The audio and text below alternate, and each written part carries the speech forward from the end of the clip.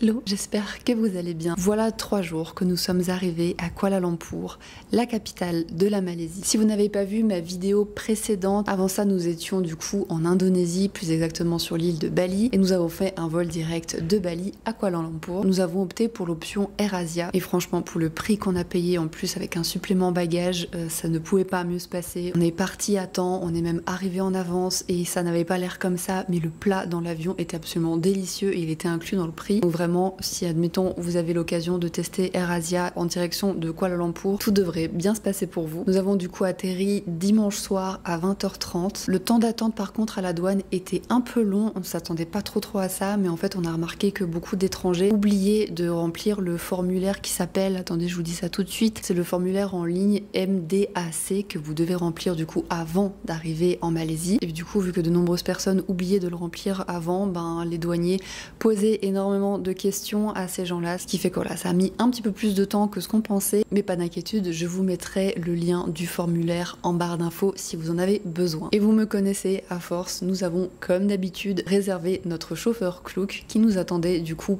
parfaitement à l'heure et nous a du coup déposé à notre Airbnb dans lequel je suis actuellement et on en reparlera plus tard, mais c'est une folie. Et ça me tenait à cœur d'attendre un petit peu avant de vous parler en face caméra, vu que là ça fait déjà 3 jours que nous sommes arrivés à Kuala Lumpur, afin de me prendre le temps d'apprivoiser les lieux et la culture, et de vous parler de mes premières impressions avec un minimum de recul. Car j'oubliais de le préciser, c'est ma première fois en Malaisie. Et que dire, juste la vue de notre Airbnb vaut le déplacement à Kuala Lumpur. Vraiment, je n'abuse absolument pas. Attendez, je vais vous montrer ça. Encore faudrait-il que je puisse ouvrir cette porte. Putain, vraiment, je vais jamais m'en remettre. Moi qui ai le vertige, j'avoue que je suis pas très à l'aise, mais je vais le faire pour vous. Voici la vue de notre Airbnb, messieurs dames.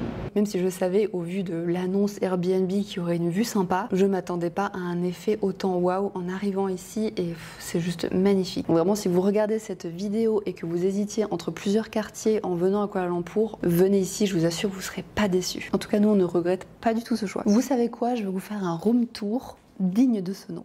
Ok, c'est parti.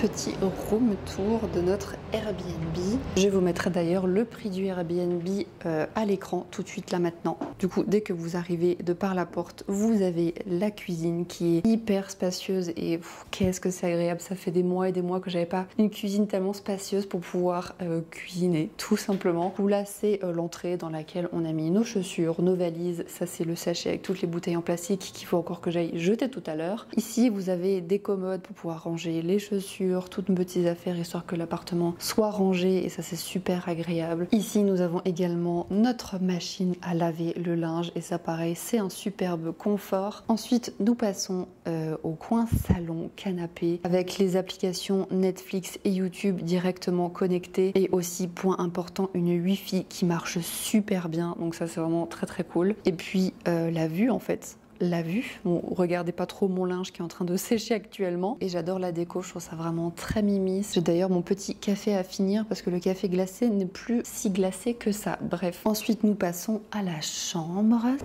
Donc pareil, une chambre hyper grande avec un bureau et ça pour moi c'est exceptionnel, c'est tellement rare que je puisse travailler sur un bureau. Donc moi pour le coup je travaille ici. Et enfin nous passons à la salle de bain. Je vais vous allumer la lumière, désolée ça risque de faire un petit peu de bruit parce qu'il y a la ventilation. Donc pareil, la salle de bain hyper confortable, hyper propre. C'était tout pour le petit room tour. Et au programme de cette semaine que nous allons passer ensemble, nous allons explorer les incontournables. Forcément vu que c'est la première fois que je suis ici, nous allons beaucoup manger parce que pour le peu que j'ai déjà mangé ici, je me régale vraiment, c'est incroyable. On va se balader dans notre quartier, je vais vous montrer un petit peu notre quotidien et notre routine ici et je vous partagerai également quelques infos pratiques et astuces afin que vous aussi vous puissiez passer un merveilleux séjour ici à Kuala Lumpur. Ce matin nous avons exploré le quartier de Chinatown et ses alentours et je crois que je vais vous laisser avec les images, vous allez mieux comprendre où je veux en venir. Ah oui et j'oubliais avant de vous laisser avec les images justement, il y a une question auquel je vais répondre à la la toute fin de cette vidéo, même si je pense déjà avoir la réponse à ma question, c'est est-ce que Kuala Lumpur est la ville la plus sous-cotée d'Asie du Sud-Est? On va répondre ensemble à cette question à la fin de cette vidéo, parce que de mon point de vue, je trouve qu'on n'entend pas beaucoup parler de cette ville, si ce n'est pour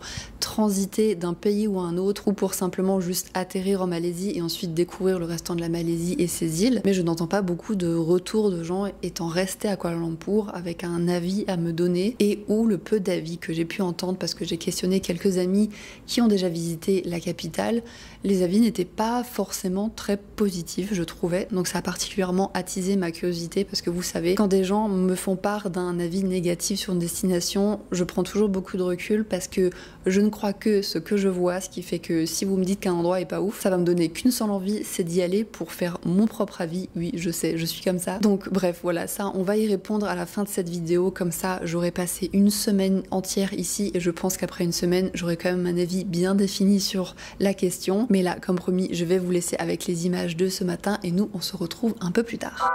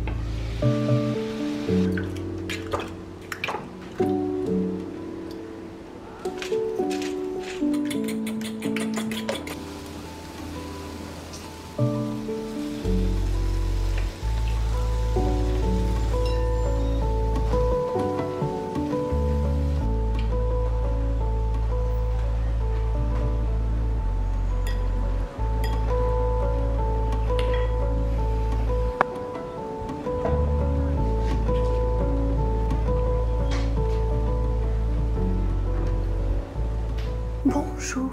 On se retrouve le lendemain matin. Aujourd'hui, nous sommes jeudi le 3 avril, si je me trompe pas. Oui, c'est ça. Jeudi le 3 avril, et ce matin nous allons enfin aller voir les tours Petronas. Je regarde à l'extérieur parce que littéralement elles sont en face de moi, mais vous l'avez compris, ce matin nous allons les voir d'un petit peu plus près. Du coup ça va être le programme de ce matin. Là je finis de me préparer, mais avant de partir je tenais à vous partager mes premières impressions sur Kuala Lumpur, et je pense que ça se voit sur mon sourire et sur les premières images que j'ai déjà pu vous partager en vidéo. Kuala Lumpur, c'est un énorme coup de cœur pour moi, vraiment, et pour Quentin aussi. Enfin, on en discute tout au long de la journée et je vous avoue qu'on ne s'attendait pas du tout à ça. On s'attendait à pas grand chose, on est vraiment venu là, j'ai envie de dire, de façon assez neutre. Je me suis volontairement pas beaucoup renseignée, j'ai voulu me laisser surprendre. Les Malaisiens sont extrêmement accueillants, ils parlent tous super bien anglais, et en plus de ça, nous de notre côté, on parle un minimum le Bahasa Indonesia, donc la langue indonésienne, et ici le malais est très très proche de la langue indonésienne, qui fait que ça crée des échanges hyper chaleureux, et quand bien même, sachez que l'anglais il le parle parfaitement, et ça s'explique de par le fait que la ville est extrêmement diversifiée, et c'est l'une des choses que j'adore ici, c'est que vous avez un immense melting pot de culture, entre un coup un quartier indien, chinois, indonésien, enfin vraiment il y a un mélange assez incroyable, et je trouve que ça fonctionne à merveille, et c'est pour ça que pour moi on ne peut pas s'ennuyer ici, parce que tous vos sens sont en éveil, et je trouve ça juste incroyable. Donc voilà, vous l'avez compris, c'est une ville qui a énormément à offrir, et j'en suis qu'à mon 4e jour ici, et je pense qu'il y a encore plein de choses à découvrir. Overall, sinon tout se passe à merveille. Je n'ai absolument rien à redire, même le coût de la vie, de toute façon ça je vous en reparlerai à la toute fin de la vidéo pour vous faire un bilan, mais on est hyper surpris du coût de la vie ici. Enfin, c'est là que je me rends compte à quel point je n'étais pas renseignée, mais vraiment pour moins de 5 € vous mangez des plats absolument immenses. Donc on est quand même dans une grande capitale avec beaucoup d'infrastructures, enfin c'est quand même assez moderne autour de nous. On m'attendait à payer un petit peu plus cher, donc voilà, ça c'était maintenant à chaud tout ce que j'avais à vous partager en matière de première impression. C'est que je reviendrai, c'est sûr et certain. Donc là c'est parti, nous allons décoller en direction des tours Petronas, manger un petit bout, se balader, et ce soir je l'espère on aura un petit peu le temps de découvrir la ville de nuit. J'espère ce soir également goûter du durian malaisien. Donc voilà, ça c'est pour vous donner une idée du programme d'aujourd'hui. Donc voilà, c'est parti, je pense que j'ai assez parlé pour ce matin. Quentin m'attend, donc let's go.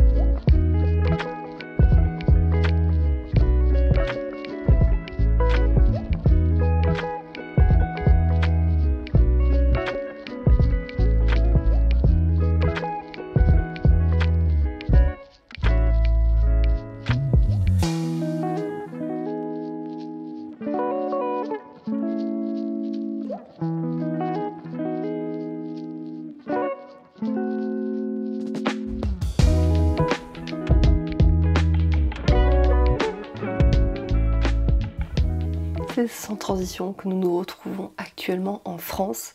Et par avance, désolée pour ma voix, je suis un peu malade. Je vais pas trop m'éterniser sur mon retour en France parce que ça sera le sujet de la prochaine vidéo. Mais c'était prévu, quoi qu'il en soit, que je filme cette fin de vidéo ici parce que je suis tout simplement rentrée il y a maintenant de ça 5 jours de Kuala Lumpur. Et comme je vous l'avais dit, j'avais vraiment envie de prendre un maximum de recul pour vous faire le feedback le plus complet possible. Du coup, pour reprendre un petit peu le fil de l'histoire, il nous restait encore vendredi et samedi complets à Kuala Lumpur. Et je vais vous résumer ces 2 derniers jours tout de suite. Vendredi matin, premièrement, nous sommes allés voir la KL Tower. C'est l'une des fameuses tours assez emblématiques de Kuala Lumpur sur laquelle vous pouvez monter. Ça n'a pas été le cas pour nous, nous sommes juste allés la visiter à ses pieds pour pouvoir l'admirer juste d'un petit peu plus près, mais la montée était quand même à plus de 20 € par personne. Ce que je trouvais un petit peu cher en sachant qu'on avait de notre appartement une superbe vue déjà sur les tours Petronas et sur cette tour en elle-même. Du coup, on voyait pas trop l'intérêt de payer 40 € pour monter là-haut. On a fait toute la balade en montant tout en haut de la colline à pied, donc c'était une matinée assez sportive. Et puis après en matinée, on s'est encore un petit peu baladé dans le quartier et nous avons beaucoup travaillé ce jour-là dans mes souvenirs. En revanche, la dernière journée, donc samedi, était assez chargée. Nous avons commencé par le temple de, Tian Hu. J'espère que je le dis bien, de toute façon je vais vous le noter à l'écran. Il s'agit tout simplement d'un temple bouddhiste situé en hauteur.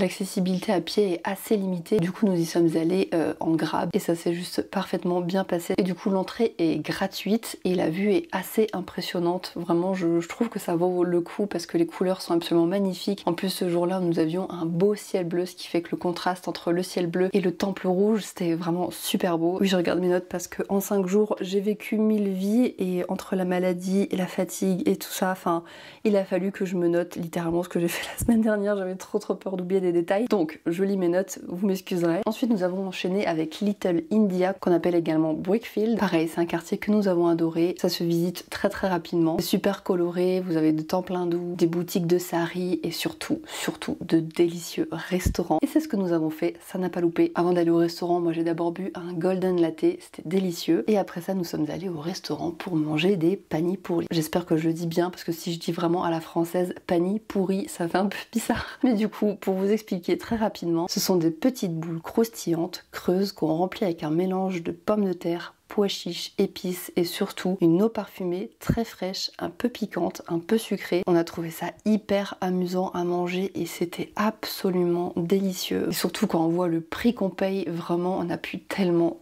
s'éclater gustativement parlant. Et à chaque fois qu'on payait l'addition, on était en mode c'est tout, genre on a tellement bien mangé et on a à peine payé 5 € là, c'est complètement fou. Ça c'était pour la journée de samedi. Ensuite il a malheureusement beaucoup plu et ça d'ailleurs ce fut le cas pour les 3 dernières soirées que nous avions à Kuala Lumpur. Et je vous avais dit en début de vidéo que j'aurais bien aimé visiter Kuala Lumpur de nuit, mais les 3 derniers soirs à chaque fois il pleuvait beaucoup, ce qui fait que on est resté sagement dans l'appartement en mode cocooning à se faire des bons petits plats. Il y a un soir où j'ai cuisiné des spaghettis parce qu'on avait un gros craving de spaghettis vu que ça faisait des mois qu'on voyageait en Asie et que c'est pas dans nos habitudes d'aller dans un italien en Asie, ce qui fait que voilà, de temps en temps quand je suis dans un Airbnb, j'aime bien cuisiner ce genre de petits plats, donc ça nous a fait du bien au moral aussi. Vous allez sans doute vous demander à ce stade de la vidéo, mais elles sont où les grottes de Batu? Genre vraiment c'est la visite incontournable que tout le monde fait.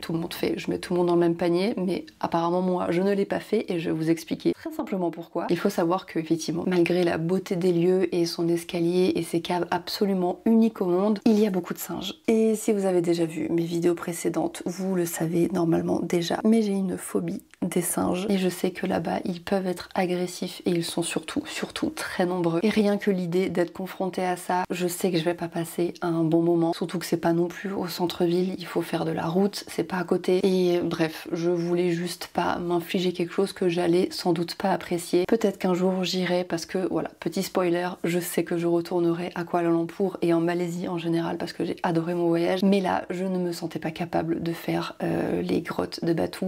Mais évidemment que si les singes ne vous font pas peur et que vous avez un petit peu de temps devant vous, je vous invite très chaleureusement à organiser ça dans votre planning. Donc voilà. Et je pense que vous l'avez compris, le gros point fort pour moi de ce voyage, ça a été clairement la gastronomie. Vraiment, je pourrais parler de ça des heures tellement je me suis éclatée et je ne m'attendais pas du tout à ça, vraiment. Enfin, je savais qu'il y avait un mélange des cultures, donc forcément que j'allais pouvoir retrouver des plats chinois, des plats indiens, des plats malaisiens, des plats indonésiens, des plats thaïlandais. Vraiment, il y a un melting pot de gastronomie absolument extraordinaire. On a même été un soir à un restaurant un petit peu plus classe entre guillemets, situé en plus dans le centre commercial de la Laporte. Donc voilà, je m'attendais à ce qu'on paye un petit peu plus cher parce que je voulais absolument goûter à un plat dont j'ai oublié le nom, vous m'excuserez, mais je vous mettrai le plat et son nom à l'écran là tout de suite maintenant. Nous avons pris également 2 boissons et en tout je crois qu'on en a eu pour 16 € à 2. Enfin ça c'était vraiment je crois l'addition la plus élevée qu'on a eu à payer, donc c'est pour vous dire à quel point ce n'est absolument pas cher Kuala Lumpur, vraiment. Mais du coup, si je devais très rapidement faire un récap de ce que nous avons mangé, tout d'abord le nasi lemak, c'est le plat incontournable malaisien absolument délicieux qui se compose tout simplement d'une boule de riz cuit au lait de coco avec autour des condiments, je pense notamment aux cacahuètes grillées, aux petites anchois séchées, une sauce épicée un petit peu sucrée et après l'accompagnement de votre choix, j'ai envie de dire, soit du poulet, du bœuf. Moi en l'occurrence, j'ai pu trouver aux poissons, aux crevettes, aux calamars, enfin bref, vous avez vraiment tous les nasi lemak possibles. Vous avez également de nombreuses spécialités chinoises, de nombreuses spécialités indiennes. Vous avez aussi le durian emblématique, vraiment. Quand j'ai vu le nombre de restaurants qui vendaient du durian, vous en trouvez mais vraiment littéralement partout. Ça sent le durian partout. Vous l'avez d'ailleurs vu dans les images précédentes, nous avons fait l'un des restaurants les plus connus qui s'appelle Duri Duri et qui vend énormément de durian. Et nous avons du coup dans ce restaurant commandé un plateau dégustation. C'était absolument incroyable, vraiment c'était l'une de mes activités préférées à Kuala Lumpur, vraiment je déconne pas, on a passé un super moment. Si vous êtes en Malaisie, ça serait trop dommage de passer à côté et pour nous, notre préféré, ça reste le Musang King, donc celui-là qui est bien jaune, foncé, bien crémeux, vraiment c'était notre préféré, il était bien sucré, enfin j'en remangerais bien un là. Mais bon, en France, ça va être compliqué. Ensuite, vous avez aussi un petit dessert malaisien assez connu qui s'appelle le chendol, à base de glace pilée, lait de coco, sucre de palme, haricots rouges et petites nouilles vertes à base de penang et nous adorons ça. C'est un dessert que vous pouvez notamment retrouver en Thaïlande et nous personnellement nous sommes des très bons clients de ce genre de petits desserts et celui-là que nous avons goûté était forcément à base de durian. Vraiment on est allé au bout du thème, hein, je vous le dis. En petit conseil pratique, du coup moi j'ai déjà parlé dans cette vidéo du visa, donc ça c'est fait. Du transport entre l'aéroport et l'hôtel, j'en ai déjà parlé. Vous avez également l'option train qui apparemment fonctionne super bien et qui est très avantageuse en termes de tarifs. C'est juste que nous étions arrivés très tard en soirée, du coup on se voyait pas encore prendre le train, mais sachez que vous avez un train qui rejoint l'aéroport de Kuala Lumpur au centre-ville et ayant testé le métro aérien, ça fonctionne super bien, c'est très propre, pas cher du tout. Donc voilà, si vous avez envie de vous déplacer un petit peu dans Kuala Lumpur via les métros aériens, franchement ne vous privez pas. C'est assez cashless friendly, la majorité de nos achats nous les avons fait sans contact et ça a très bien fonctionné. Nous avons juste dû retirer une fois du cash parce qu'il y avait je crois un restaurant dans lequel on voulait aller qui n'acceptait pas de carte bancaire, notamment N26, Revolut, ça fonctionne très bien. Lien de parrainage en barre d'infos. Et concernant rapidement internet, moi comme toujours je suis passée par l'eSIM Ubigi et ça a super bien fonctionné. Pour la Malaisie ça fonctionne parfaitement et là pareil en barre d'infos pour mon lien de parrainage. Et enfin on m'a demandé la question, est-ce que ça vaut le coup de venir en Malaisie? Et pour moi c'est juste l'occasion parfaite de revenir à ce que je disais en début de vidéo, c'est est-ce que Kuala Lumpur est sous-coté? Et pour moi c'est un grand oui, vraiment pour moi c'est une destination à découvrir et qui vaut vraiment le coup si vous faites un tour d'Asie du Sud-Est. Pour le peu que j'ai pu visiter, c'est un vrai petit bijou et j'ai qu'une seule hâte justement, c'est de retourner en Malaisie et de faire d'autres villes, des îles, des endroits un peu plus reculés parce que je pense que ça peut être un voyage absolument extraordinaire et ça fait d'ailleurs du bien de savoir qu'il y a encore des pays un petit peu sous-cotés où il n'y a pas trop de touristes, et vraiment ça a fait un bien fou d'aller dans un endroit où on s'est senti assez privilégié d'être là et juste se laisser surprendre. Je trouve que c'est tellement rare de nos jours d'être surpris de quelque chose, tellement on voit d'infos sur les réseaux sociaux, et là je me suis juste laisser porter. Ça faisait longtemps en fait que j'avais pas ressenti ça, et j'avoue que ça m'a vraiment fait du bien. Donc voilà, ça c'était vraiment mon ressenti global. J'y retournerai, vraiment, je crois que c'est le résumé de cette vidéo. Bon, en tout cas maintenant je vais vous laisser. Merci d'avoir regardé cette vidéo jusqu'au bout. Si vous l'avez appréciée, n'oubliez pas de vous abonner et de mettre un pouce vers le haut, ça me ferait très plaisir. Et surtout si vous avez des questions, n'hésitez pas, rendez-vous en commentaire, je me ferai une joie de vous répondre. Et nous on se retrouve dans la prochaine vidéo entre Singapour, la Turquie et la France. Je vous fais de gros bisous, ciao.